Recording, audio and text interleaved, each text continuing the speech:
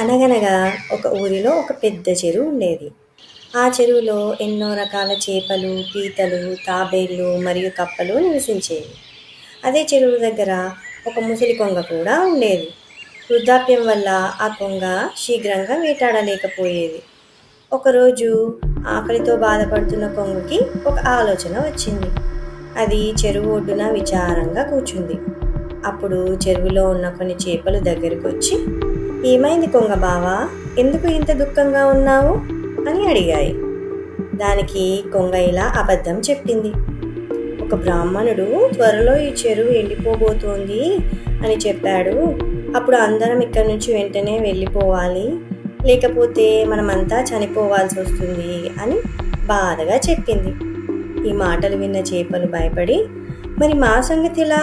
మీరైతే వేరొక చెరువు దగ్గరికి ఎగిరి వెళ్ళిపోతారు, మేము ఎగరలేము కదా, ఏదైనా పరిష్కారం చూపించండి" అని అడిగాయి.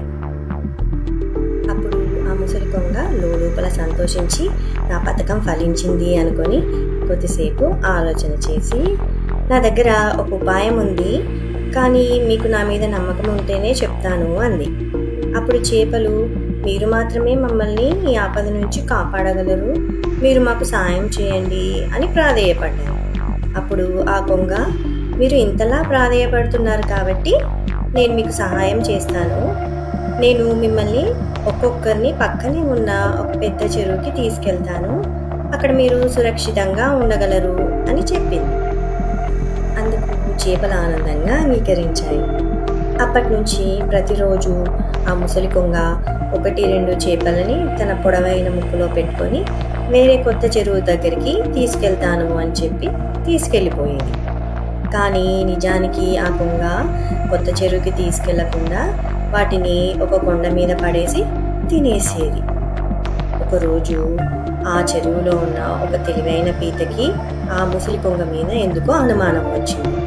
అసలు నిజమేంటో తెలుసుకోవాలి అని అనుకుంది. వెంటనే కొంగ దగ్గరికి వెళ్ళి, "కొంగ బావా, నన్ను కూడా కొత్త చెరువుకి తీసుకెళ్ళవా?" అని అడిగింది. అప్పుడు కొంగ, "రోజు చేపలు తిని బోర్ కొట్టింది, వాళ్ళ పీతని తిందాము అనుకుని, సరే నిన్ను కూడా తీసుకెళ్తాను మిత్రమా" అని అంగీకరించింది. పీత తెలివిగా ఆలోచించి ఆ కొంగ ముక్కుని కాకుండా మెడను గట్టిగా పట్టుకొని వెళ్ళింది. కొంత దూరం వెళ్ళిన తర్వాత పీతకి కొండపై విసిరేసిన చేపల ఎముకలు కనిపించాయి. అవి చూడగానే పీతకి ఈ కొంగనే ఆ చేపల్ని చంపి తినేసిందని అర్థమైపోయింది. వెంటనే అది కొంగని ప్రశ్నించింది. "నీవు మమ్మల్ని రక్షించట్లేదు కదా, తినేస్తున్నావు కదా" అంది.